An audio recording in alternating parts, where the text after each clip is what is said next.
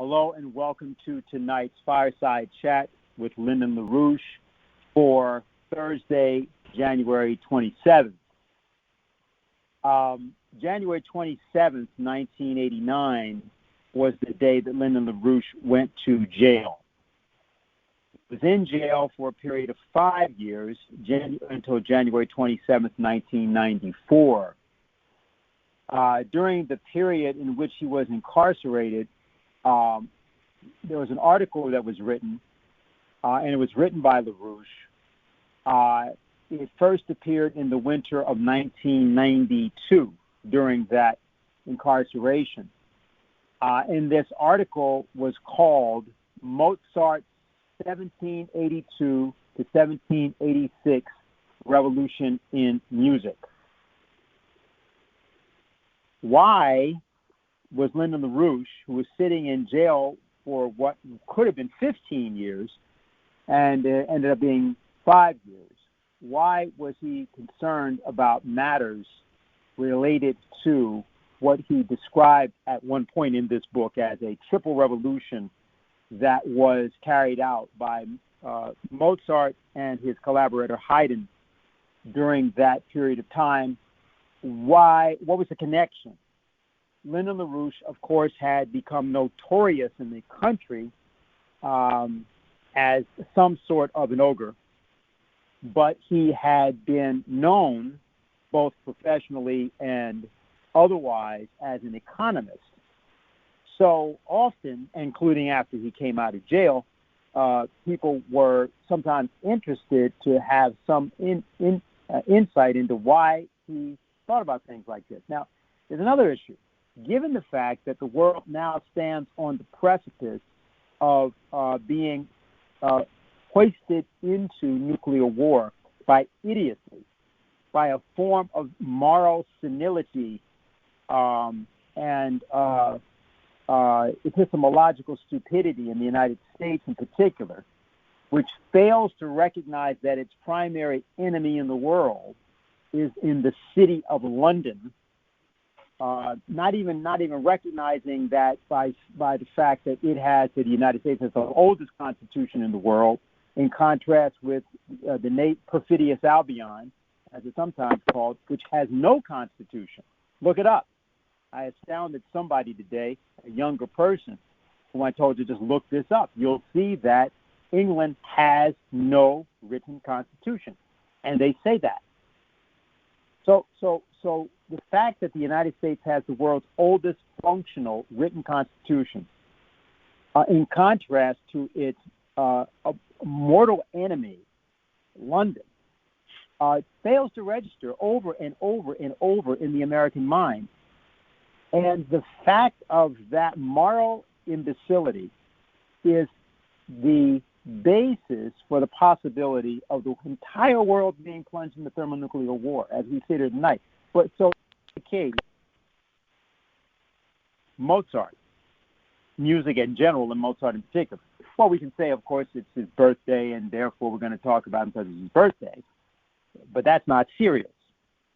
In this circumstance, in which governments headed by people like Vladimir Putin or Xi Jinping, in the latter's case, a government of 1.4 billion people, and in the other's case, a government that has the largest and most powerful nuclear arsenal, thermonuclear arsenal, in the world, probably including the United States in some respects.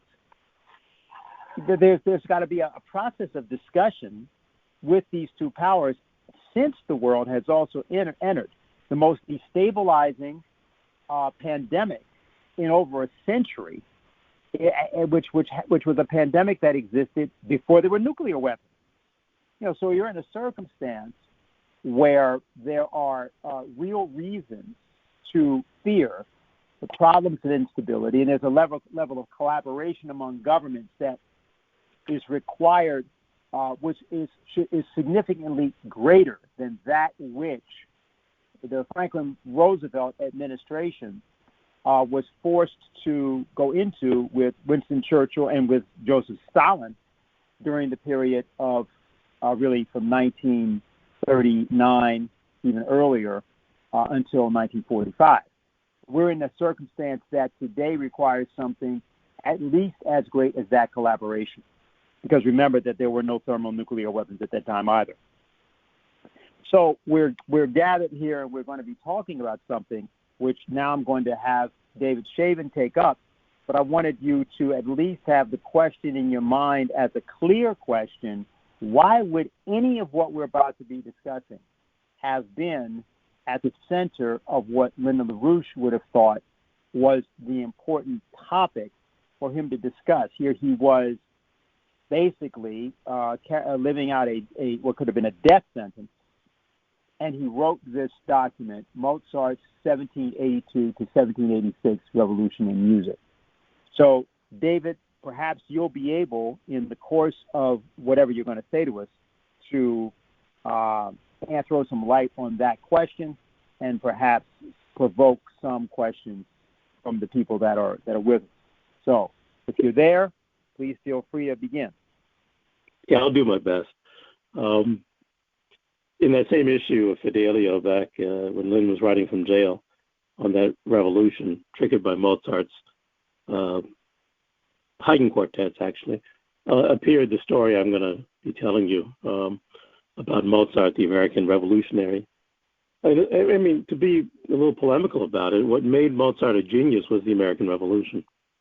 And a lot of other people can be made geniuses if the United States actually stops being a bastard and starts realizing where our true heritage is.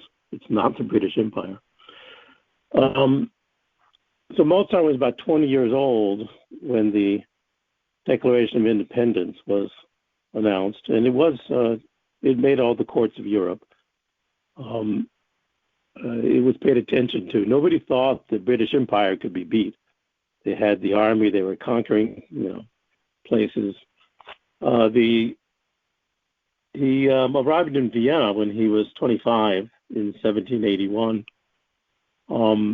And what happens in very short order, the story we're telling is really all going to happen from basically July of 1781 to July of 1782, 1 year period, where Yorktown, the victory at Yorktown,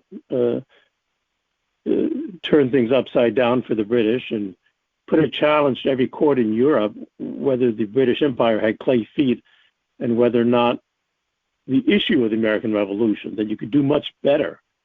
You could even have without having a republic, you could just have your own king do much better if you actually built up a middle class. You actually developed your population.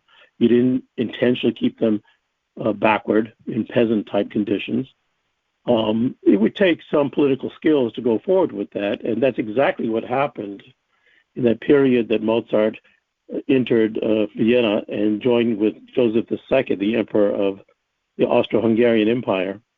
And Emperor Joseph II instituted some reforms, which Mozart and his circles were very influential with. Basically, on the same, this is one of the two weird coincidences. On October 19th, 1781, when the British surrendered at Yorktown and they played the world to turn upside down on the British, Joseph II announced his reforms, October 19th, 1781, and they were basically to build up a middle class. It was to break up the landed nobility, end serfdom, start a school program, including for not just Catholics, for Protestants and Jews. They were allowed to have their own schools without becoming Catholic. And all they had to do was learn German, also teach German. It wasn't an issue for the Protestants, but it was an issue for the Jews. They had to learn, besides Yiddish or Hebrew, German, and learn something about the society they were joining. And he made an equivalent of a patent office. They rewarded Ignaz von Born was like the Benjamin Franklin of Vienna, and he was actually in touch with Benjamin Franklin, and he did metallurgical discoveries, mining discoveries. He later was the model for Mozart's magic flute for the, I'm forgetting, Zarastro. Zarastro, thank you, in the magic flute. These were, so what happened is, I can go back on to that, but Mozart arrives in late spring. He's assigned to write an opera. It's called The Abduction from the Seraglio. It's a rather pedestrian opera, actually, as it's handed to him. What's happening is the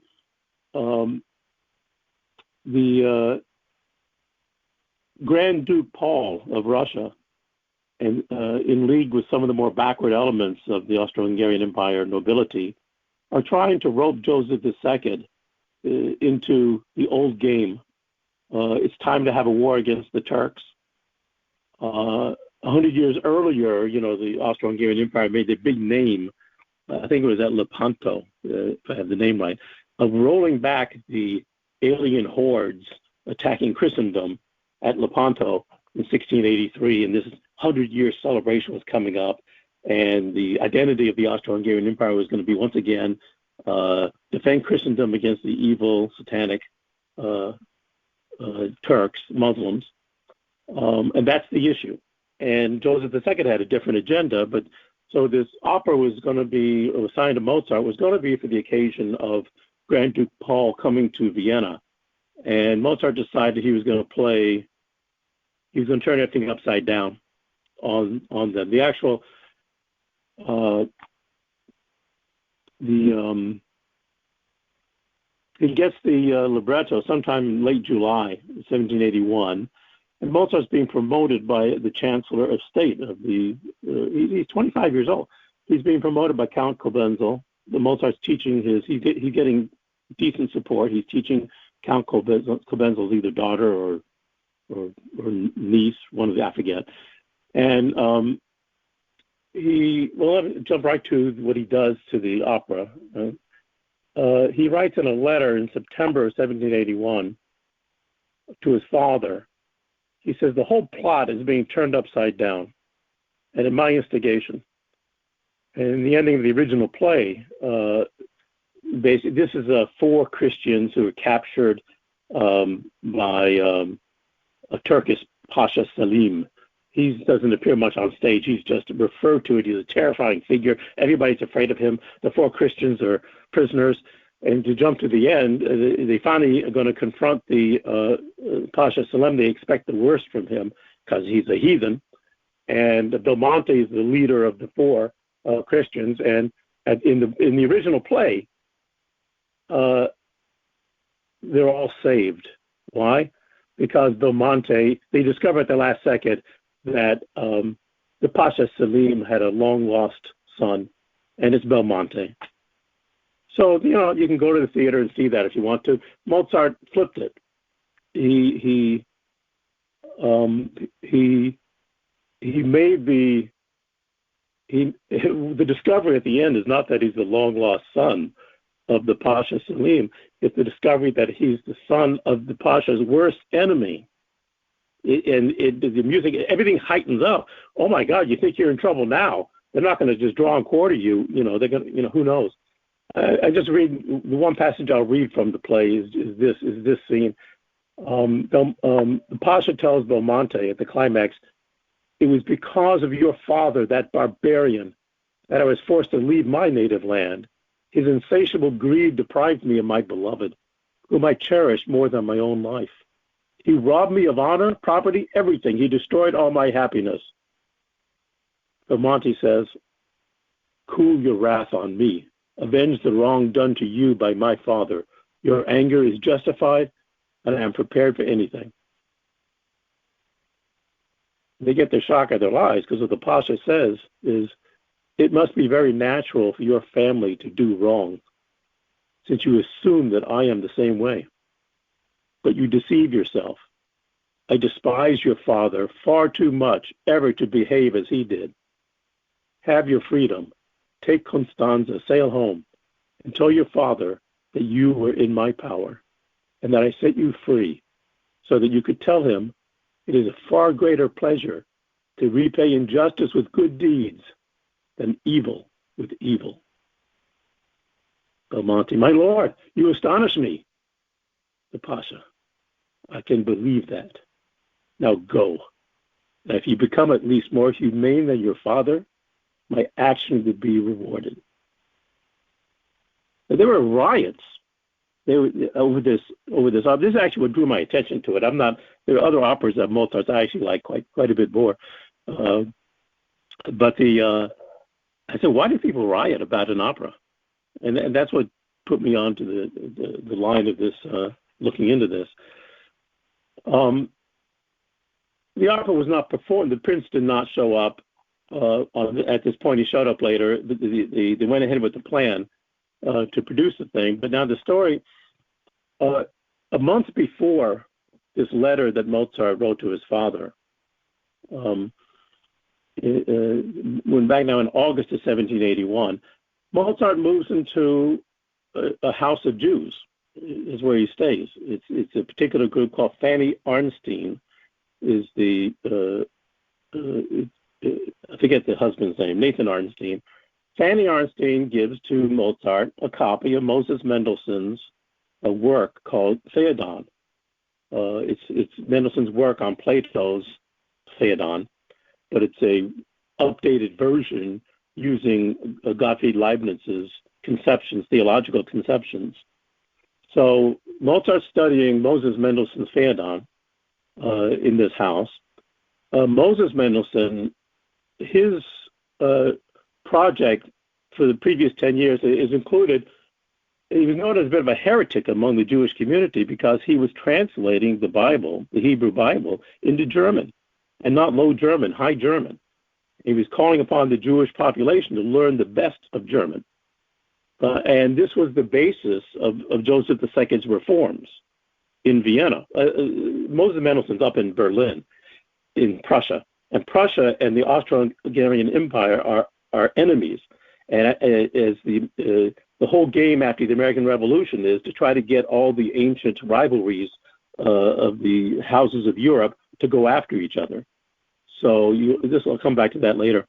But so Mozart's got introduced to Moses Mendelssohn's work. Moses Mendelssohn is famous at that point because his best friend, Gottfried Lessing, has written a play, Nathan the Wise, modeled on Moses Mendelssohn. And Nathan the Wise has a component, the key component of it, called the Tale of the Three Rings, which is much like what Mozart did to the ending of the Abduction from the Seraglio. I'm going to butcher it a little bit, but basically all you need to know about you should go read it yourself. But the Three Rings it's about Christianity, Islam, and Judaism. Why would God have set up three different religions, all proclaiming the truth? And with the possibility they're going to fight with each other. They're going to fight over these important issues. And so this is about a father who has a special ring. He plays it up a lot. I'm not going to dramatize it for you. But the question is, which of the three sons are going to get the special ring? And evidently he makes three of these. He makes three copies. So all three sons get it after he's gone. And they all fight with each other. Who's got the real ring? And actually, let me, instead of trying to butcher this, let me take a quick look at, here it is, the Three Rings Parable. Nathan the Wise is talking to Saladin. It's a tense situation because you have around the Crusades and Nathan and Saladin, and I forget the Christian, there's confrontation. So Nathan the Wise actually solves this whole thing by telling Saladin this story about the Tale of the Three Rings. And I'm hoping I'm skipping to the end and it will work. What he says is, Saladin says, I understand, now continue with your tale. Nathan says, the story is nearly at its end. The dispute among the brothers grew until their case was finally brought before a judge. After hearing the history of the original ring and its miraculous powers, the judge pronounced his conclusion. The authentic ring, he said, had the power to make its owner beloved of God and man. But each of your rings has brought only hatred and strife. None of you is loved by others. Each loves only himself. Therefore, I must conclude that none of you has the original ring. Your father must have lost it, then attempted to hide his loss by having 3 counterfeit rings made. And these are the rings that cause you so much grief. The judge continued, for it may be that your father, weary of the tyranny of a single ring, made duplicates, which he gave to you. Let each of you demonstrate his belief in the power of his ring, by conducting his life in such a manner that he fully merits, as anciently promised, the love of God and man. So there's a little more to the end of the story, but that's the tale of the 3 rings, which Mozart, I can't prove that was specifically what gave Mozart, this 25-year-old guy, the particular idea to make this change that he did. But I think it's highly suggestive. And so they have 2 other major groups that Mozart is active with in this year of composing the play. And I'll just tell you when it's finally performed in July of 1782, it's a wild success. People try to boo it. It takes, they're booed down. The population loves it. The emperor is able to proceed with his reforms. If we have time, I'll go through some of that. But I'm concentrating on this one year. What happens is there's 2 groups that Mozart's active with. One of them has been heard about before, Baron von Swieten's Sunday morning music salons.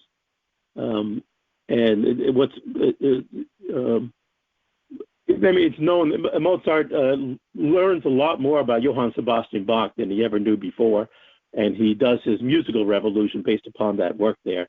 But people should know what the people participating that Sunday morning include the court counselor Anton von Spielmann, who's in charge of foreign policy for Prince Kaunitz, and foreign policy is a big issue. Prince Karl Lichnowsky, Mozart was teaching his brother at the same time, so this is who he's hobnobbing with on Sunday mornings. Lichnowsky is a good friend of Georg Forster. Georg Forster is not living in Vienna, but he does visit Vienna. He's the guy who put forth Benjamin Franklin as God's sparks, Gotterfunken. He's a big Republican. He circumnavigated the globe. There's a lot more I can say about Georg Forster, but he did a big biography of Lafayette when Lafayette was in jail, was imprisoned. So there's the second group, which also Georg Forster describes the second group. The second group is a salon run by Countess Maria Wilhelmine Thun, Thun, Countess Thun. Countess Thun has 2 sons-in-laws later on. Both of them are Beethoven's biggest sponsors, Lichnowsky and Razumovsky. Both marry into her family. Who's at Countess Thun's salon? Well, what they're doing there is they read Nathan the Wise, Lessing's Nathan the Wise. Mozart's there for that. Baron von Gemmingen, I won't go into him now, but he was very critical for Mozart. Karl Lichnowsky from that same Joseph Sonnenfels, I'll tell you about him in a second. Ignaz von Born, the model for Zarastro. Prince Kaunitz showed up. Joseph II, the emperor, showed up on occasion. And Georg Forster later writes to Thun about what happened at their salon. What he says is, quote, "Everything I experienced there now seems like a wonderful dream. Is it really true that I live there among human beings?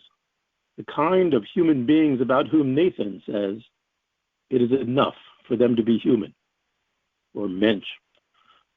So you get it, it's unmistakable. Well, part of the argument is the last couple of years of history never should have happened this way. It never should have been the case there was one American Revolution and the British Empire hung on, and you had courts and parliamentary systems and all the other bullshit that goes on.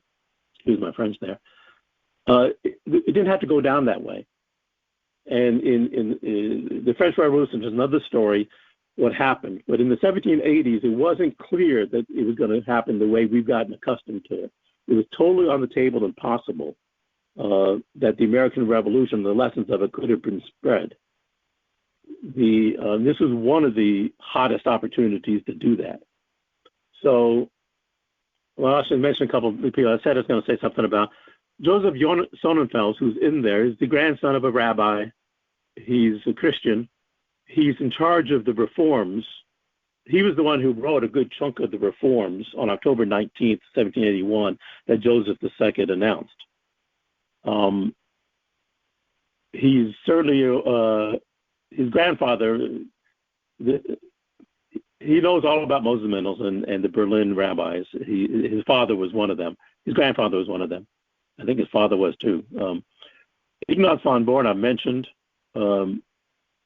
Let me jump to the parallel story, and this is maybe the last major component. The Friedrich Schiller is in Stuttgart.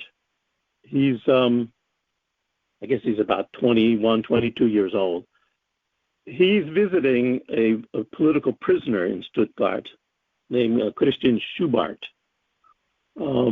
Christian Schubart was put in jail by Duke Karl Eugen, who runs the Württemberg, where Stuttgart is. Duke Karl Eugen is the one who's selling the Hessians, selling mercenaries to the British to fight against the American Revolution. He's put in jail Karl Schubart because Karl Schubart ran a German newspaper reporting on the American Revolution and attacking Karl Eugen for the mercenary policies. Schiller ends up writing a play on this. I'm forgetting the name of that one too. Kabbalah und Liebe, cabals and love, which gets him in trouble. In fact, Karl Eugen puts him in jail also.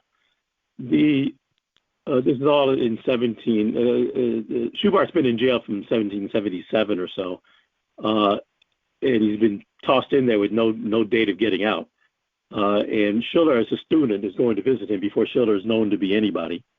I should say Schubart is the only thing that's really known about his story these days is if you ever hear Franz Schubert's piece, Die Forelle, the Trout, or the famous string quintet, which has Die Forelle, the Trout quintet, which has this poem Die Forelle set to music and a theme and variations, which is part of the quintet from which it gets its name, Die Forelle.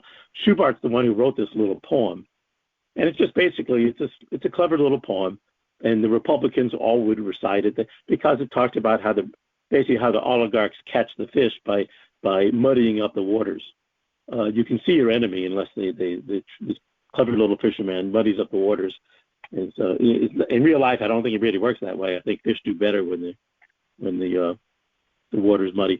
But it's a clever little poem. Everybody knew what it was about, and in setting it. And he had other poems that he wrote. He actually wrote a book on which Beethoven read and referred to on a whole different subject, which is why each one of the different keys in the tonal system has a different character and color to it.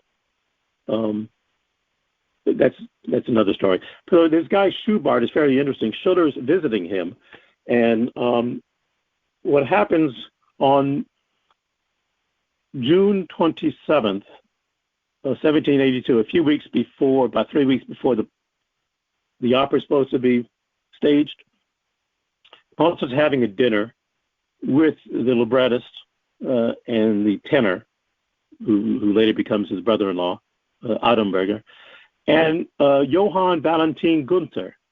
He's the last person to be on the test that you have to know about.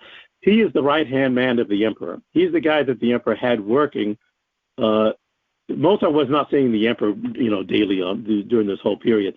Gunther's the go-between. He sees the emperor every day. He sees Mozart regularly. He's the emperor's guy working with Mozart on this project.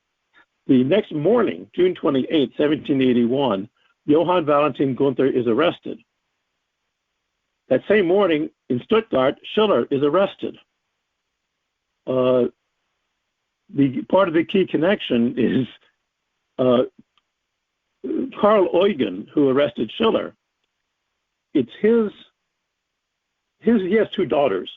One of them is being slated to marry Franz, the guy who becomes the emperor of Austria, the Austro-Hungarian Empire, Franz II. She's not yet married to him.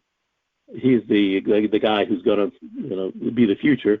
So Carl Eugen's doing a lot of manipulating, and he's into Vienna collaborating. Who's his other son-in-law? His other son-in-law is the Grand Duke Paul of Russia, the one who's coming in to try to inveigle Joseph II into forgetting the American Revolution and going into these geopolitical wars. So just to say it again, Carl Eugen, like the centerpiece of Grand Duke Paul of Russia and the nasty faction in Vienna, the anti-Joseph II faction, is the way I'll put it for right now. Well, later is going to become the infamous Franz II. And I guess I did with this. I mean, one of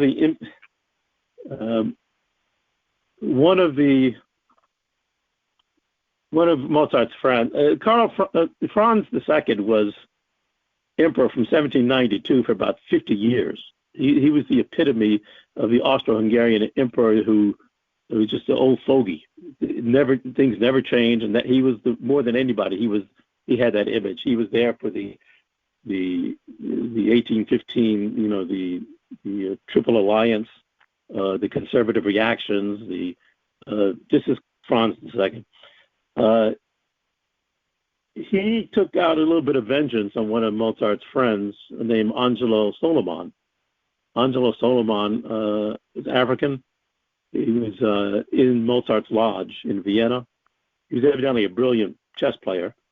And when there's other things about Angelo Soliman, but when Soliman died, Emperor Franz went in and took the body away from the family and had the body stuffed and put into his museum, where it sat for his whole realm for the next 50 years at least.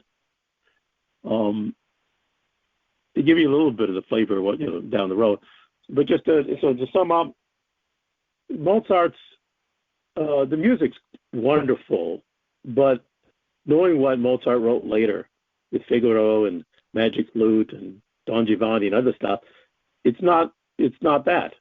It's Mozart's really as a dramatic genius, learning from Lessing, learning from the salons of the discussions of the time. I can't prove to you every day they were saying what's happening with the American Revolution, but Forster certainly knew that, and I know that was a part of the discussion. And their conception of man was what was scaring the bejesus out of I'll just name the names. Count von Pergen was became the head of the secret police. These guys knew there was something nasty that was going on, and is probably intimately involved in Mozart's demise. So that's the period from 1781 to 1782, doing grand strategy. I probably have left out a little bit about I'll just say it. I mean, the room that was created, they didn't go into the war. This is very unusual that Joseph did not go into the war. The idea of having a Christian versus Turkish war was defused.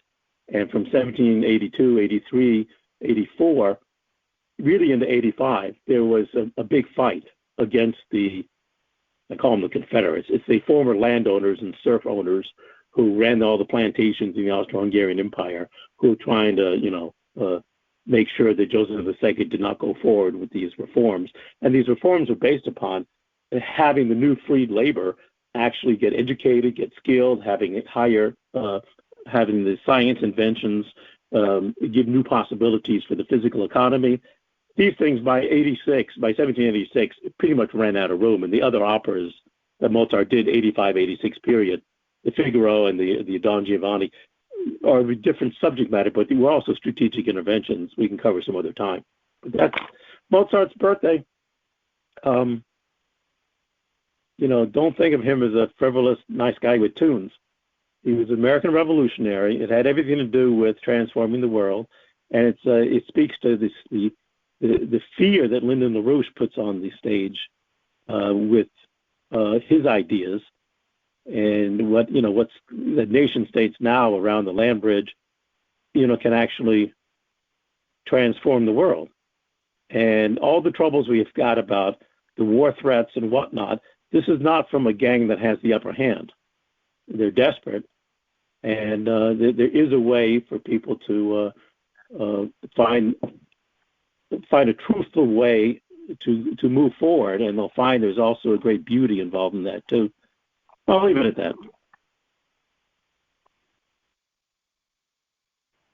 Okay, well, thanks a lot, David. Now, here's what we should do. If people can begin to get into the queue, I'm going to ask you a few questions because I want some clarification on a few things in what you said. Also, let me just say to people that depending on how things go, we may prevail on David doing something with us on this coming Saturday. But I want to ask a few questions so everybody's clear, because you referenced Austria, but you're also talking about Germany, and say something about the differences so that that's clear. The specific thing was your discussion about two elements here. The poet Schubart, say a bit more about that because he was arrested. Why were poets being arrested? You said a few things, but it needs to be, I think, made clearer because, of course, Lyndon LaRouche was arrested. He was incarcerated, and claims were made about why that happened. But, in fact, the tradition of arresting intellectuals is something that is characteristic of police state actions in oligarchical states like that of Europe. I would argue that the reason that was done with LaRouche at that time, or rather the fact that was done with LaRouche at the time it was done back in 1989, is the precursor to the situation we now find ourselves in the United States, which people are seeing the reflections of in everything from people being kicked off Facebook or YouTube to what occurred in around the January 6th business, to various other forms of suppression and surveillance. So I wanted you just to say something about that. We have one or two people in the queue now. Again, people, press *6 to get in the queue. I didn't actually announce that before for anybody that's new and would have a question. And we'll say more about the war danger. There was a question that people had about that. We'll reference that in a moment. But if you could answer those questions, David, and then I will say something about the war threat, and we'll go to the questions after that. Okay. Yeah, thanks for making me be clear about some of these things. I threw out a bunch of stuff. The Schubart, he might have been gone. Schiller was arrested because of his poetic capacities, for sure, in 1782. He was arrested for his play Kabbalah und Liebe, going after, which included going after Karl Eugen on the matter of the mercenaries. Schubart, on the face of it, was arrested because he was doing this newspaper educating people in German language on the American Revolution. There wasn't that much coverage, certainly not favorable coverage, of the American Revolution in what royalty, when they assumed they could not win. This is 1777, 78, 79. Nobody was putting money down that the American Revolution was going to win. So this guy was sticking his neck out on that. He might have been gone after from, I don't know how much of his poetry he did. He spent 11 years in prison. I think most of his poetry was written from prison. So he might have become a better poet, in that situation. Austria-Prussia thing was serious. Yes, they both spoke German, but they were enemies. They had fought a war. The Gunther, the guy that was arrested as being a Prussian spy because I should have said this. So Gunther's working with Mozart on this play. It's, as far as I'm concerned, based upon Moses Mendelssohn and his buddy Lessing, both out of Berlin. And these ideas from Berlin, the entrenched oligarchs in Austria are saying, oh, these are Prussian spies, our military enemies. And this guy Gunther, well, turns out his girlfriend is Eleonora Aeschylus. Eleonora Aeschylus is the best friend of Arnstein, who's the centerpiece of the Mendelssohn crowd. She probably did bring Moses Mendelssohn's ideas, the two of them, into Vienna. The emperor's guy, Sonnenfels, certainly modeled the reforms, including the religious reforms and the educational reforms, upon what Mendelssohn was doing in Berlin. So when they say Prussian spy and trying to say, it's Austria versus Prussia, all they're really saying is we're not going to have any elevated ideas come into here. We know that Joseph is getting that's what he's getting these ideas from, and we're not going to have that conversation. We're just going to say, they're our enemy. I forget the exact war. The fighting, I think, was 1770. It was called the war. It was around Bavaria, where Prussia and Austria were fighting over Bavaria in the late 1770s. Just a year or two, or in the immediate past.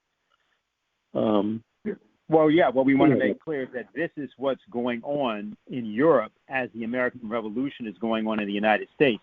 The American Revolution, 1776 to 1783, just to be clear for people, till the Treaty of Paris is signed, that is. And 1781 is Yorktown. So it's the 5 years of intensive fighting within a final sort of American victory at Yorktown. But that's the period of time that you're discussing, correlate in Europe. Okay, just wanted to make sure that was clear so people just knew what we were talking about. There's more things that we could clarify, and we will do that as we go along.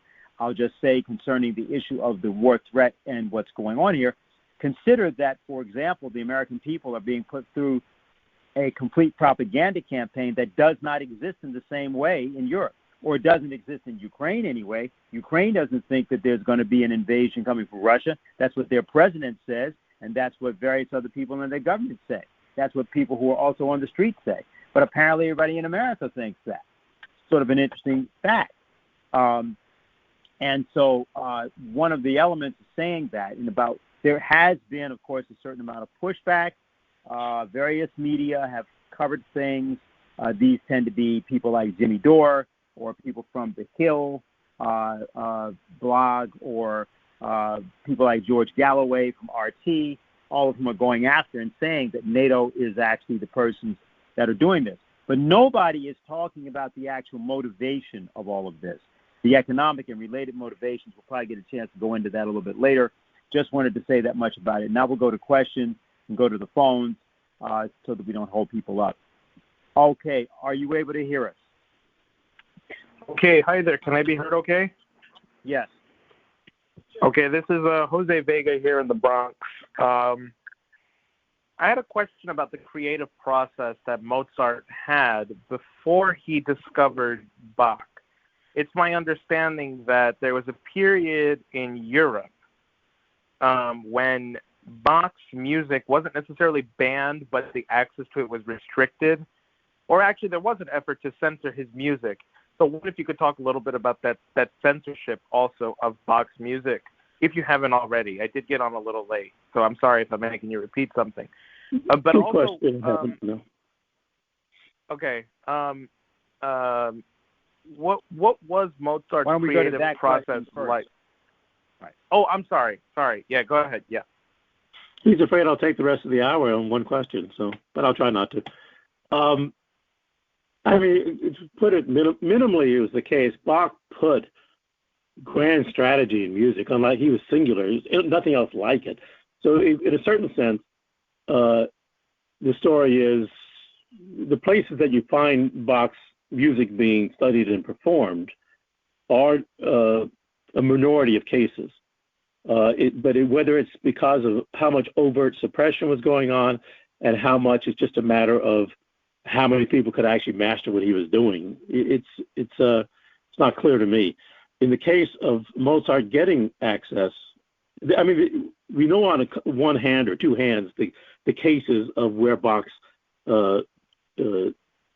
music is being followed up in particular. In the direct links with Mozart and Beethoven's educations and making geniuses out of them. In Beethoven's case, it was Christian. The last name is Neefe, Neefe. His teacher in Bonn was a guy who had the Bach well-tempered clavier. Is the Bible is the centerpiece work, and that made the 11, 12-year-old Beethoven, that changed his life.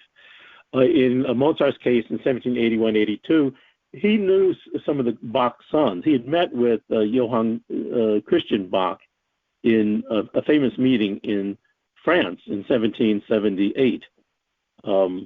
That's another story I won't go into. But the father, he did not have that much access to his music until Baron von Swieten in Vienna. Baron von Swieten had been a diplomat from Vienna to Berlin. He had been in the library of the King Frederick the Great's sister, Anna Amalia, who kept the Bach's manuscript. She was very impressed at Bach's works when Bach had intervened. Bach was living in Leipzig this time. When he intervened in the 1740s in Berlin on King Frederick the Great, and Frederick the Great's sister and fellow named Kernberger, a student of Bach, kept a library of Bach's works. And when Van Swieten was in Berlin in the 1770s, yes, Bach was not that well known in Austria and many other places. And we can credit Baron von Swieten for getting excited about Bach's works and for getting as many manuscripts as he could, or copies, and bringing them into Vienna. And this is what you've heard the stories about Mozart getting amazed at these precious documents these Bach manuscripts. And that's what, it's a longer story, but that's what's it shows up in various works of Mozart from this time, but in particular the 6 Haydn quartets that he writes, starting in 1782. Baron von Swieten's Sunday morning sessions with Mozart is in this year period. It's happening between the fall of 1781 and spring of 1782. At some point in there, he starts at these regular sessions, and he's getting all his Johann Sebastian Bach material. I'll stop there on that. Yeah, but I think what he was asking you was what was the process that he was engaged in before that, or if you could say anything about that. Mozart's process? Yeah. But he had a fairly decent education for that period. His father was a violinist. His father wrote a book about violin. He was the court musician in Salzburg. So Mozart and his older sister, Nannerl, I forget her real name. Nannerl is what they called her. It's short for something. I'm blocking on that. We had a very good education. Mozart, when he was, I guess he was around 14, he was in Rome. He amazed a lot of the high-level officials there. He did run into some Johann Sebastian Bach material there. It was just a very limited exposure to it. You can look at compare the 6 string quartets he wrote in 1773, mainly getting his Bach via Haydn. Haydn had written 6 quartets in 1772, opus 20 quartets. They're amazing quartets. And you can see Haydn's influence from Bach. And Mozart's very stunned by this material. He's 16, 17 years old, and he writes 6 quartets. I forget the opus numbers, 168 or 169 or something like that. But it's a group of 6 quartets in response to what Haydn did. They're not called the Haydn quartets. And you can look at that study and then look at what happens with when Haydn writes 6 quartets in 1781, which are the Haydn quartets that Mozart is responding to, which Lyndon LaRouche got very impressed about from the discussions he had with Norbert Breinen about the intense unified focus of the 6 quartets that Haydn did. So Mozart did another deep dive into Haydn's works, but the second time it's when he had all the Bach manuscripts. The earlier, say something slightly controversial, there were other child geniuses in the 1760s, 1770s, and Mozart was in a certain sense paraded around as a child genius for what he could do. But he would not be the Mozart that we met, except for the American Revolution, being able to have the chance to do intense studies on the Bach, where you see this. So anyhow, I'm going back to the avoiding the earlier question. He had a good development, but he would have been I forget the name of some of these other child geniuses because they're forgettable. They were child geniuses like Mozart being paraded around, and they never made history, and they never became the composer that Mozart became. And Mozart, I'm submitting, would never have become the composer he became either. He would have been another child genius, fairly talented, and forgettable. like this guy. I wrote in the article, I compare him with one of the other child geniuses of the period. But the point about it is you just never hear about him because he was very talented. And the thing about Mozart is he was able to ask the question why he was a genius, why this language, musical language, came so quickly to him. And that the process of the 1780s, he was motivated as a young man in his 20s to tackle that self-consciously. And so that is another question. I don't have anything more for you on the pre-1781 period on Mozart than that. Okay. Do you have a follow-up question? Can I ask a follow-up, or is there no time? Go ahead. Right. We have a couple other people, but that's fine. We'll do that, and we'll go to the next person. Go ahead. Okay. I don't want to take up too much time. My only question is then, how did his process change when he actually started studying Bach more in depth in his later age? Well, this is long. I'm not sure how to say it. Sure. When you do a double fugue, when you have a fugue, you play. You put on the table a discussion about how the shape of an idea changes, and changes lawfully and not linearly, not in a way you expect. A double fugue, sort of, to put it a little too simply, you now take that process you've just identified about how something surprising develops, but you find out the underlying lawfulness to it, and then you put that question of what your mind was doing to go from that earlier stage to the later stage. That, in a certain sense, that's, I'll say another way. In the Magic Flute, there's a key scene where the boom, boom, boom, boom, boom, boom, boom, boom, boom, boom. It's a direct quote from Bach, and it's in front of the two guards. It's at a critical point where the hero and heroine are about to, make history or not make history, succeed or fail. And Mozart puts in front of them a very simple Bach fugue, and he does it very dramatically to really say, let me tell you how I know that a flute has magical powers, or really music has magical powers. It's not really magic. It has powers to transform, and let me tell you how I know because I did it to myself. So I use the double fugue as an example, which is, we're not going to be able to, without a lot of music examples, make that point provable. But Mozart really was honest with himself. He says, it's not good enough. I can get by being a genius. People will applaud me. I can go out and make some money. He was not interested in that. The question is, my maker has given me a certain talent. I wasn't really responsible for it. I did a certain amount of work. But instead of it's dishonest for me to go through the rest of my life that way. I've got to figure out why the maker did that to me, why I had that talent. And in plumbing the depths, it's sometimes a little scary to ask the question, why can't I solve this problem? Because maybe you find out you're a fraud. Maybe you find out you've got a few lucky hits. But you got to have a certain amount of honesty and integrity to go to the next level. And that's really, it's not a purely musicological matter. It's mainly not being so satisfied with yourself that other people that you meet other people's standards and they applaud you. But saying, if I end up having anything that puts me ahead of other people, it's not really something I should stand there and pat myself on the back. That's one fugue. The double fugue is now I have to figure out why that happened. Why am I here?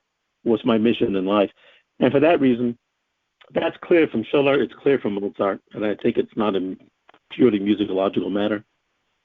Well, for example, that certainly was the kind of thinking process that Washington had to engage in order to form and lead the Continental Army, especially the victory. The nature of one of the things we're talking about, and we'll go to the next questioner just there when I finish this, is that there's a capacity for leadership that must be manifest right now in the United States in order for the United States and the world to survive. To look for that in the present political class is a futile investigation. We will have to find that in ourselves, and also, in the work of people like Lynn LaRouche, who wrote about these matters, but didn't just write about them, they lived this. So that when we're looking at or talking about this quality, if you take it above the particular expressions, such as in music or in painting or in poetry or in statecraft, it's all the same idea set, right? It's a type, it's a mindset, and the mindset is above the particular expressions. We can talk maybe more about this issue of the change as we go along. Let's just skip back. I just want to make sure we have other people who get a chance to ask questions, and maybe just elaborate or say something additional about that as we go along. Okay, thank you. All right, can you hear us? Hi there, David. Can you hear me? This is Renee. Hey there. How are you doing? So I just wanted to add a couple of things because my God, I'm going to add a couple of, maybe, I hope it's not just facts because you've given people a lot to think about. But I just wanted to say a couple of things about von Swieten and the question of Austria and Prussia in the broad sweep of also the musical developments, because, in response to what Jose was saying, there really was. I agree with you that some of the suppression of Bach's music was the fact that people just found it too difficult to perform. That is actually true.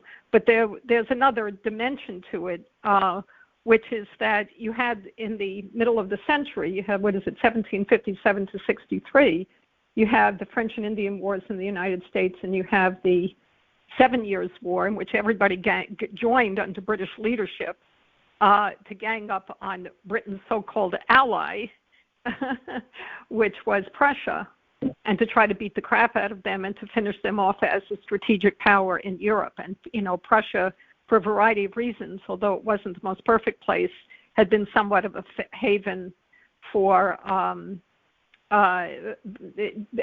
advances in civil rights and civil liberties. It's sort of a contradictory place, but there was a war that went on for 7 years, and quite to the shock of everybody, Prussia was not destroyed, but it came out very strong. But in this period of time, Austria and Prussia were very pitted against each other, and von Swieten was the ambassador who was sent to Prussia, hung out there, and when he came back to Austria with the manuscripts, which had been given to the King of Prussia by Bach's family, when he came back with those manuscripts to Austria to show them to Haydn, to show them to Mozart and these other people, that was part of ending the enmity between North and South Germany, which in many respects reactivated that Catholic-Protestant divisiveness that had been at the root of the 30 Years' War. So it was a major diplomatic shift when von Swieten showed up with those manuscripts. But going back a little bit further, it's interesting who von Swieten was, because his father was a doctor. He was actually, maybe you knew this, but he was the doctor of the royal family, and he was involved with introducing vaccination into Europe in the same period that it was coming into the colonies in the on the other side of the Atlantic. So and also belonged to a family that the von Swieten family was somewhat distant from some of the more antagonistic policies of the Catholic Church. They belonged to a division of the Catholic Church, the Jansenists, which was a little bit off on the side and more independent. So it's a very interesting. I think it's worth knowing this, not because in itself it's these facts add up to much, but because Bach was a very. I think it's just worth saying Bach was a very important factor in unleashing the Renaissance in Europe, because obviously you know this, but a lot of the listeners may not be aware of this, that the Bach family had a 200-year legacy going all the way back to the Renaissance, to the period of the Renaissance. Admittedly, from a Northern European German standpoint, although they were connected to musicians during that 200-year period from all over Europe, the musicians were in touch with each other. Music was a funny kind of diplomatic causeway in European affairs for many, many centuries. So the musicians in Italy, the musicians in Venice usually, but also other parts of Italy, were constantly sending their manuscripts to Belgium, to northern Germany. But the Bach family was absolutely in the middle of this. And when Johann Sebastian was born, he was a mega genius himself, coming from a long tradition which included the reverence in that musical circle for the work of Kepler.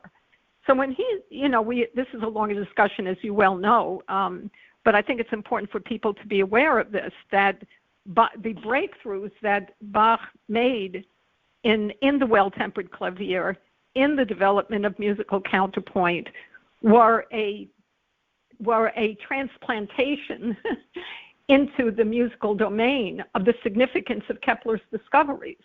This idea that the musical system had to be unified, that it couldn't be divided into little pieces, that the tonal system was a unified one in the same way that the universe was a unified one. There's more details one could go through, but I think that's the fundamental point that Bach understood, which was the whole idea of showing a sequence of pieces that go through all the 24 major and minor keys, but also in general the way he wrote counterpoint, that he was going back to the Renaissance tradition. So when this was made available, this kind of music under these conditions in Europe, the conditions of the Treaty of Westphalia, the conditions of the aftermath of the terrible destructiveness of the so-called 30 Years' War, which really went on for 150 years, it had a huge effect on people and contributed to the birth of genius among people who were deeply involved with musical questions. I mean, it was a phenomenon. It really was I remember Lynn one time saying in a discussion where he said Bach really did want to improve the character of the people around him. He did want to uplift people and uplift the level of culture, but way beyond his own expectations, he unleashed a revolution in human affairs. And I think that's very important for understanding the German language centered Renaissance in Europe at that time. That was coincident with the eventual development of the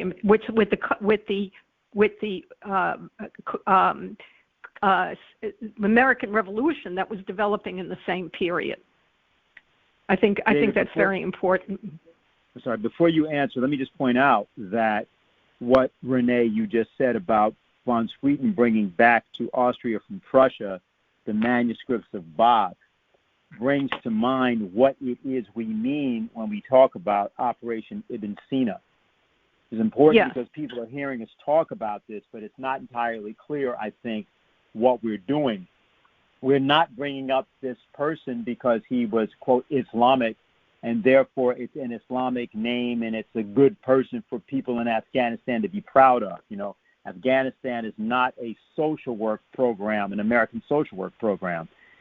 What we're doing is we're talking about something that is also seen in the example that David gave of the Mozart opera, The Abduction from the Seraglios. Seraglio means harem for people that might not know. Somebody was asking me that question, so that's the answer. Where the idea was to try to invoke a kind of jingoistic, anti-Muslim sentiment in Europe. In fact, what happens is that Mozart reverses that. He doesn't allow that to happen, and that, of course, causes quite a bit of controversy. So you see there the same principle used a somewhat different way. but that this idea about what we want to do with our Operation Ibn Sina is it invokes the time of the Baghdad Caliphate also, when Christians and Islamic scholars in the period of the 8th century, in the time of the Baghdad Caliphate, were unified. That was one of the closest relationships in human history, was between Harun al-Rashid of Baghdad and Charlemagne of the Holy Roman Empire. So that if you're looking at what we need to be talking about with Russia, for everybody that's wondering, how does this relate to the issue of stopping war? Specifically, the United States and Russia are both celebrating fundamentally important anniversaries over the next 4 years. In 2 years, there will be the 300th anniversary of the birth of the Russian Academy of Sciences, with whose members Benjamin Franklin collaborated in the 1750s and 60s, but which was itself a product of the work that had been done with Leibniz earlier. Right. It came about after Leibniz was dead. He died in 1716, but he laid the basis for this earlier. And then there's the American Revolution's 250th anniversary. So you could be proposing an entirely different discussion with Russia right now. The specific figure of Vladimir Vernadsky comes to mind. But it's an important thing for people to just get the idea that we are doing something in the discussion tonight, which is the basis for a higher order diplomacy on the international stage.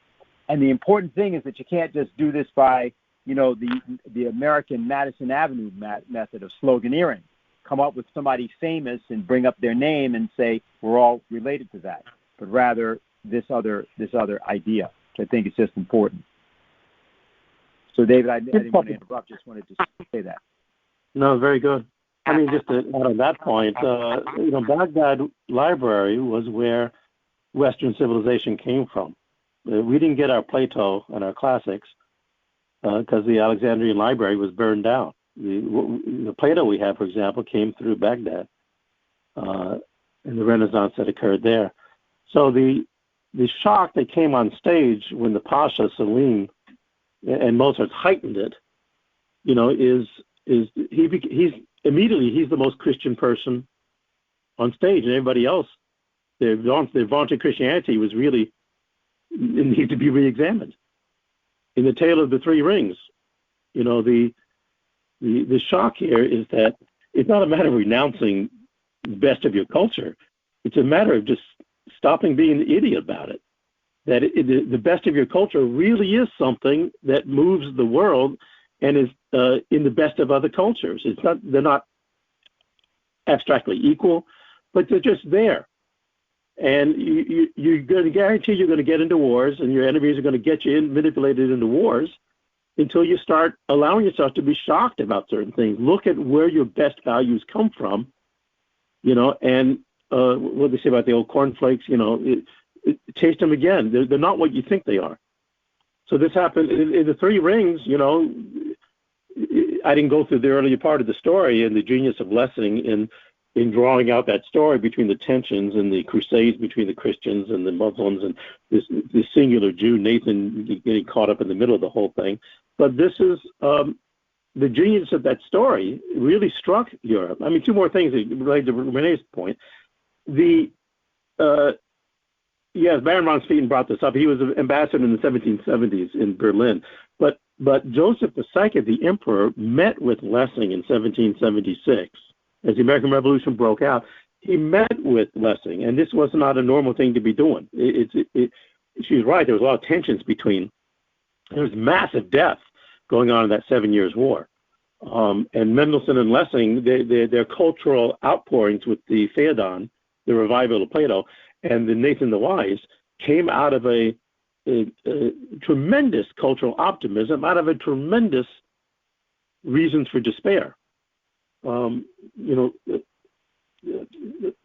say it. I mean, Lessing, his early plays, you have these the leader of Frederick the Great between 1756 and 1763, he did several amazing military victories, but it wasn't clear what people were fighting for, what his soul was about, and there's a lot of people who sacrificed. So Lessing's early plays, you have these rootless. It's like Vietnam, people returning from Vietnam. He's got these officers who returning. They've sacrificed a lot, and he's putting them up on stage and really asking these questions about what was all that about, and is there a way forward for us? And it wasn't obvious. So Lessing's idea, what Joseph was meeting with him about was, can we set up a German national theater project in Vienna? It may sound like much. Don't they speak German there? The court spoke Italian. You know, you didn't communicate with the population who spoke, some level of German. So the question of having theater, there's very vaudeville sort of theater in German. And the actual idea of having a national court is you don't do that unless you're planning to build up a middle class and having your population learn how to speak. This happened with Dante's Italian. It happened with Shakespeare's English. This is what Joseph II was meeting with the Prussians about. It wasn't just we fought, let's now talk to each other. It's we've got to actually go to a higher level. There's a lot of coincidence of opposites about this, the strategy in these things. If you find you're locked into a situation where everything says you got to fight it out, it's not God's world, and you better rethink how God created the world, and because there's a higher solution. I'll leave it at that. Okay. All right. Very good. Thanks a lot. We're going to go on to the next questioner. Okay. Can you hear us? Hi. This is very thrilling and stimulating, and it certainly is. It takes me much deeper into the understanding of history and the interrelationships between the cultures and so on.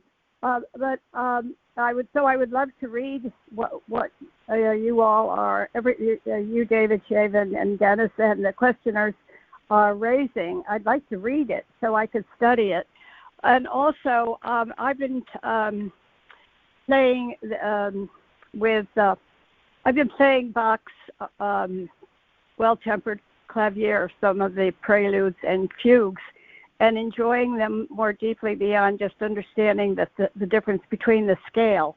But I'm having a hard time finding more written about it, and I even checked the LaRouche EIR publication, and I'm dipping into Schweitzer's book about Bach. But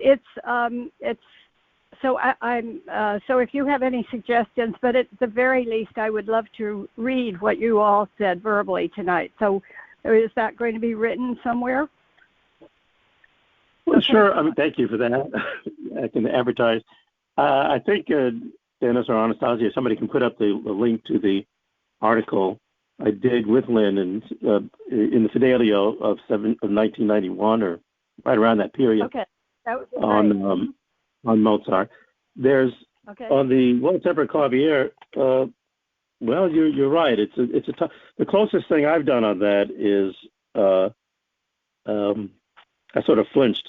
I took the musical offering, which has some of the same issues, not quite as extensive as the well-tempered clavier. On Bach's intervention, like Mozart made an intervention, Bach made a deliberate intervention into Berlin in 1747 with his musical offering. The offering was to Frederick the Great, the king, and it was a puzzle. And it's worth, and that's another Fidelio, I think, article. If you look up my name and Fidelio and Bach, and maybe musical offering or something. But long and short of it is, people just don't say the most obvious thing about it. In one level, it's just a puzzle. The king had given Bach a theme to extemporize on first hearing, and Bach developed the ideas that he found in the original idea. You hear a theme, boom, boom, boom, boom, boom, boom, boom, boom, boom, boom, boom, boom, boom, boom. I don't know. It's a strange theme. It's a rich theme. It's not something you can sound like dun dun dun dun dun dun dun dun dun dun dun dun dun. You can take that and do a lot of things with it, but this had certain peculiar characteristics, and Bach wasn't happy with what he did. He did a 3-part thing on the spot, and what he decided to do was he really thought this was a 6-dimensional piece. The thematic material to be complete demanded at least 6 independent voices, not 3. And he showed in 10 puzzles, 10 canons, he showed the different ways he could take the material and turn it upside down, twist it, stretch it, flip it forward and backwards, flip it top and, have, instead of going down, you go up with the intervals, you switch. So he shows the different dimensionalities of the material that he then integrates into.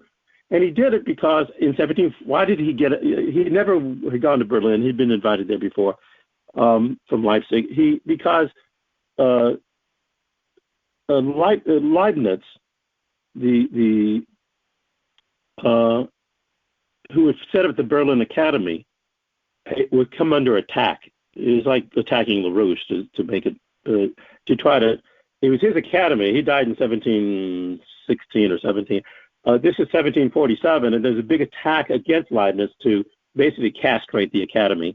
And Bach knows all about it, and he decides, as an elderly man, I'm going to go make that trip and intervene on the situation. And he really gives a Leibnizian analysis situs method. So what you see in the article I did in the Musical Offering, he tries to put it a little bit too short, a little too quickly. It basically talks about this process of differentiation and integration, which came from Kepler, which Leibniz did, and without going into a calculus thing, just saying that the human mind can actually analyze the shape of an idea before it applies any measurement to it. It actually forms a characteristic of an idea, maybe some ideas you fall in love with, before you know whether there's a solution to it, before you know exactly all the parameters, all the different dimensions to it. And then you break it. You can break it down and look. So why does this appeal to me? What does it say about me that this particular complex idea fascinates me? So you pull it apart. You're nervous whether or not you're going to find out you were wrong in your judgment. Maybe there's nothing to it. Maybe you were seduced by something, so you pull it apart, and you've got to, once you figure out all the different elements of this thing, you've actually got inside it, you found out something about your own mind and why it thought the way it did, and you're able to pull the whole thing together to integrate it. And when you're talking about the well-tempered clavier or Leibniz's calculus, it's pretty much the same powers of the human mind that can actually do that. It's called analysis situs by Leibniz, analysis of place. But it basically, I'll end it this way. Every human being has to carry out this type of scientific activity because you're born into this world and you're going to die, and you got to figure out, why the heck am I here? You're the how do I fit into the whole? Why am I here? And that's a scientific question. And that mode of thinking is guided Kepler in figuring out about how the heavens were composed, how the planetary system is the way it is. You try to get inside the mind of the creator to figure out why. And he went in there thinking the way I hear things harmonically, the way the musical space is organized, it turns out to have a fundamental coherence with how the physical world out there, outside of me, is organized. And that's really what classic is about. Classic doesn't mean old fogey music. It means from Plato's basic mission in the Timaeus, which Kepler pulled on, is that there's a fundamental coherence between the, quote, objective world and the subjective world, meaning the Creator has made us in His image, and we're capable of figuring out the secrets of the universe. It may not happen in a day, but we're capable of, that's what makes it classical. So that was embedded in Leibniz's method. You find that in Bach, both the well-tempered clavier. I did the well-tempered clavier because I wasn't prepared to do the whole circumnavigation that's involved in the well-tempered clavier. But that's what's at stake. Mm-hmm. Thanks so much. Sure. All right. Thank you very much. And as we bring up the next questioner, I will say that what could be done might taking, for example, one of the preludes and fugues from Well-Tempered Book 1 and one of the ones from Book 2, same key, and discussing the differences, because they're written 20 years apart. The two books are written 20 years apart. And that might reveal some things which would be essential to looking at the two pieces, the two collections, as a whole. Let me just interject. That's a great idea. I would just say the one thing about the Well-Tempered Clavier as a beginning thing is Bach gives you the breakdown. He gives you the 10 canons. It gives you the way to work up to figure the thing out. So I think both should be done, but I find that's the simplest thing put out there on a very complex subject. Mm. Okay. All right. Are you able to hear us? Hi, this is Steve in California. I like this phrase that you just said. We can't discuss something like we can't discover the secret of the universe in a day. I think that in a certain sense, maybe that's our job. Some of that is our job. As we know, poetry in particular is from Poe is that we're trying to create an effect in a single sitting. We're trying to expose a universal quality in a single sitting, and I think this whole musical question obviously this is it. This is obviously the question. It's not like a novel that a musical piece is not a novel that you pick up and read a little bit during the day and so forth throughout the week. But it's a single sitting attempt to expose something universal. And so I'm asking. What I wanted to ask is about this question of as we attempt to organize politically, it seems to be that this is our challenge. The universe is a big place. It is a big place, but it's organized. And so you don't have to scramble all over the universe to discuss how organized it is. You have to expose the organization. And so what do we keep in mind? Because let's say some of us, we see some brilliant 3-minute videos, for example. I heard Jose and Kynan and even Anastasia a little bit back. These are some really amazing attempts to break through the political situation, and I think they do rely on each other, but they're solid pieces on their own. And so this is the nature of ideas, I think, is that. So I'm asking, how do we create in a single sitting recreate the universe in all of its dynamism? It's not all sad, it's not all happy, it's not all slow, it's not all fast, but there's a dynamism. Like this, the fugue. I liked when you brought up the fugue because it's introducing a theme, and the theme itself is not the principle, but the theme goes through a principled progression. And so, how do we discover a theme? Maybe this is what I'm asking: is how do we create a fugue of a political editorial, make a short one into a fugue that discusses and progresses a theme. It approaches a crisis, and it experiments with the principle until it creates a discovery, which is explosive, hopefully. I think it kind of gets to it. I think the aesthetic education is the key. People, you could say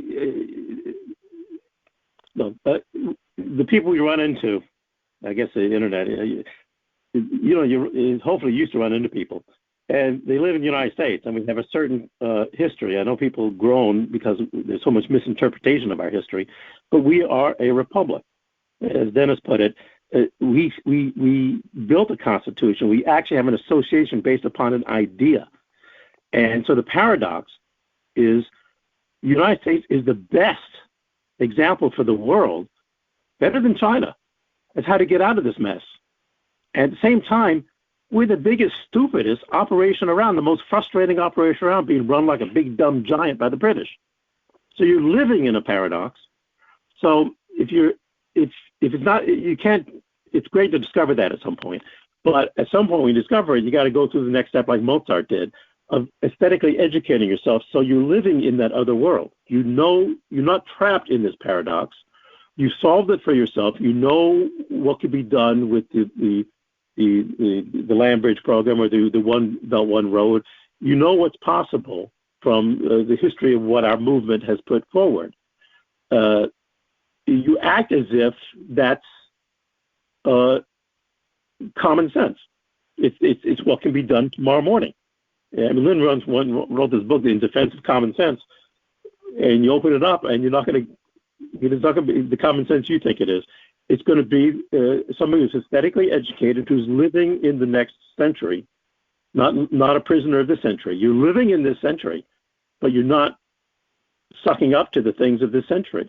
And I'll say this because this is Lyndon LaRouche's 100th year. This is his centennial. He's a living example of somebody who lived for this next 100 years, in the last 100 years. So, and people can aesthetically educate themselves on that. So it's not good enough just to be smart and clever. So you'll be able to have a much better chance of posing paradoxes in daily conversations with people, or if you're creating 3-minute videos and whatever else we're doing, we'll be able to get under people's skin in a way that doesn't just say, I'm smarter than you. It says, and I'll say one other thing. My observations of Lynn was he could say the most profound things in the world and then say something totally vulgar right after that. and you wonder why.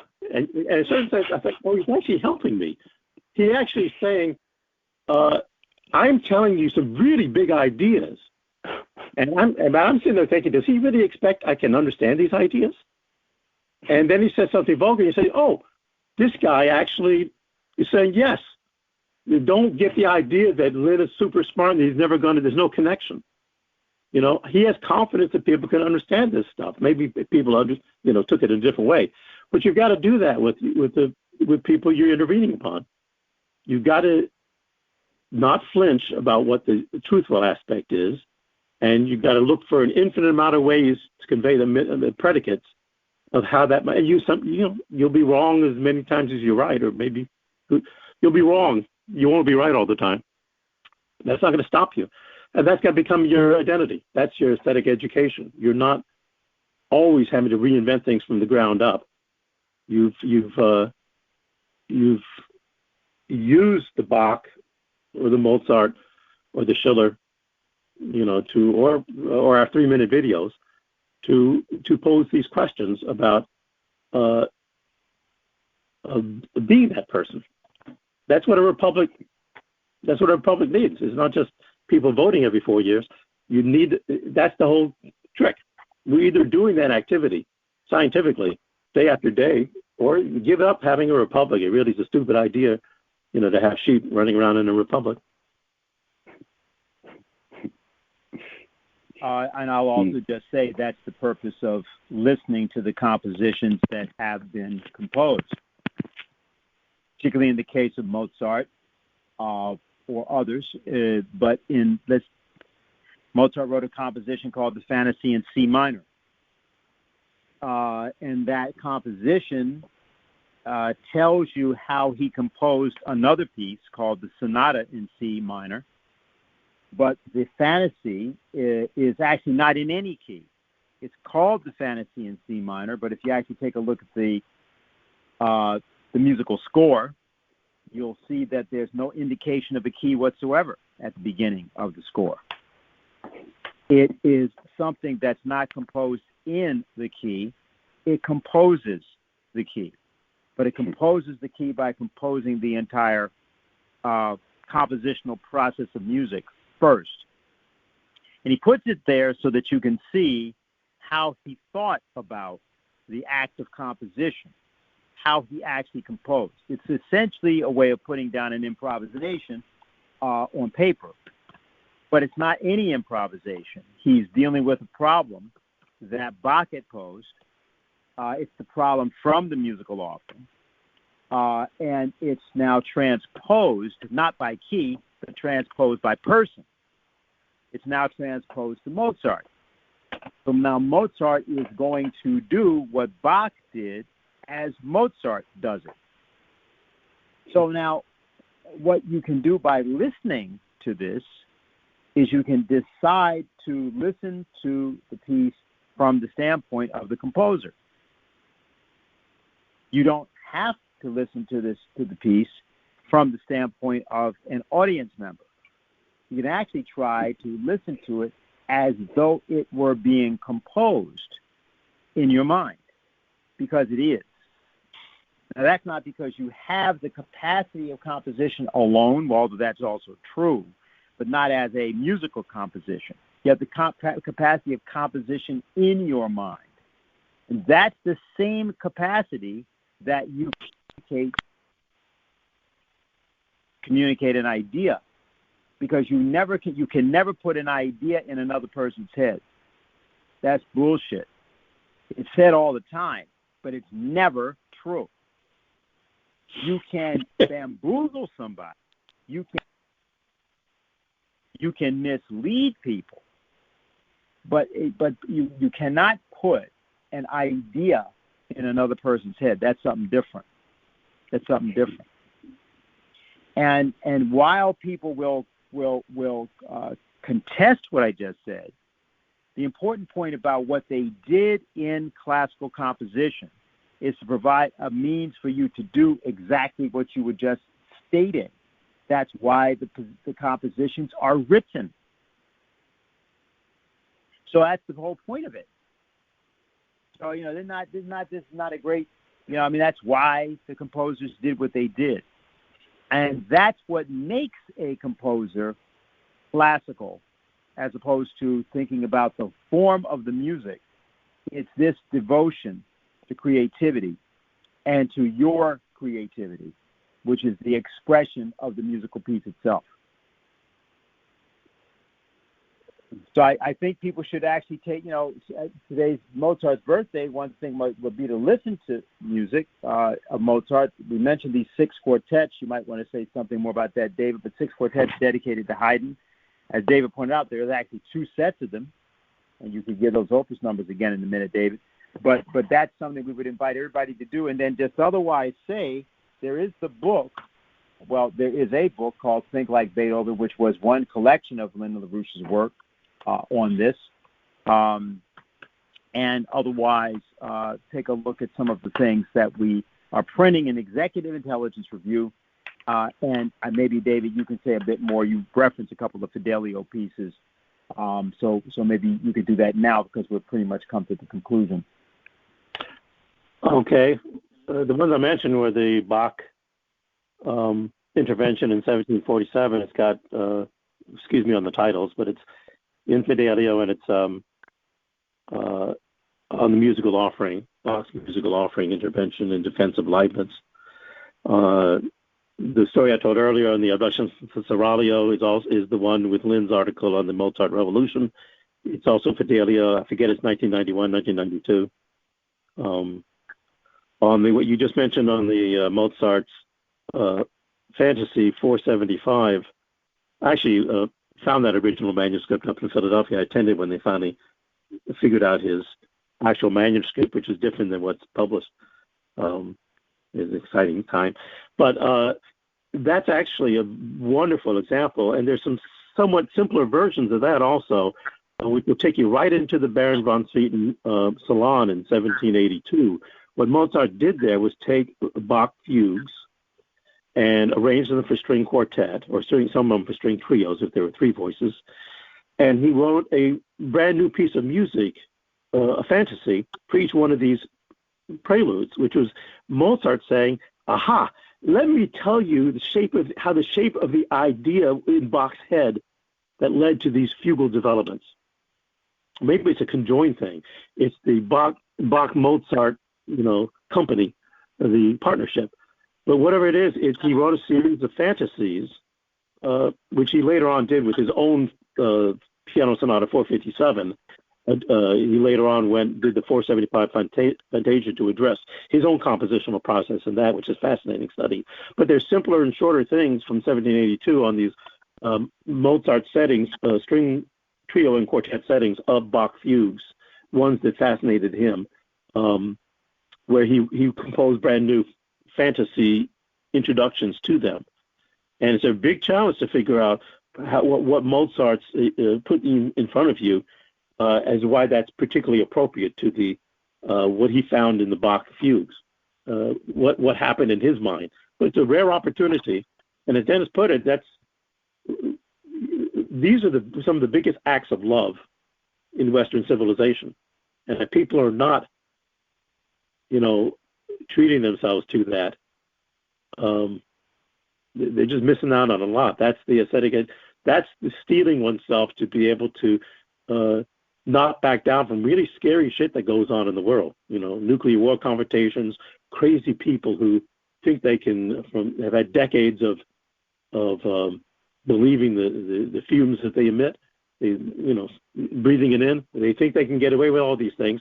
And you almost get conditioned to think that. And you've got to actually come from a different standpoint and not fantasize about it. You've actually got to be in a different place on top of the situation to be able to be willing to look into this stuff. If you ever imagine a surgeon having to go in there and cut open people and they're going to live or die, you've got to have that type of aesthetic education, of confidence you can do that sort of thing, know that it has to be done, and not be a macho, and these the culture is there. People can take it up, and they have to. And the sooner they do it, the better. It's not only gives you great hope in a period where you can despair about pandemics and nuclear wars. It's a source of hope, and beyond just giving you the proper attitude to go out and face the world, it also gives you it changes you. So you can actually end this, end the torture, end what all your friends and neighbors are going through. Right. That's very good. So I think we're going to conclude. I'll just say that would be the antidote to depraved indifference. By expressing this idea of creativity for mankind, that is the way to turn off the idiot machine in Washington or London in favor of a new world for humanity. So I want to thank everybody for being on now. On Saturday, 2 o'clock, we'll have our meeting. Obviously, there's a lot going on around the question of the war threat, so there'll certainly be a report on that. And we will see. I don't know. Let me just ask, David, would you be able to join us on Saturday? Do you know? Oh, I believe so, yes. Is this on Ukraine and other matters I've been writing about, or something else? Well, we'll obviously be taking that up, but I would think that some version of a shorter report, probably with some visual capability, I don't think we can do musical, provided for people, would probably be good. Okay. So on this theme of knocking out the brains of, or whatever you wish to call it, of depraved indifference. Truth knocking out the brains of depraved indifference. All right. Well, thank you, everybody. I want to thank everybody for being with us. There's a lot to be done. Please think about also getting our alert service, subscribing to that, and Executive Intelligence Review. Also, there's the Leonora magazine. Let me simply point out that we have a new cultural magazine, which you want to be able to get. That is available. through the Schiller Institute as well. And probably we'll say a bit more about that actually on Saturday. So thank you once again, and we'll see you here again next week.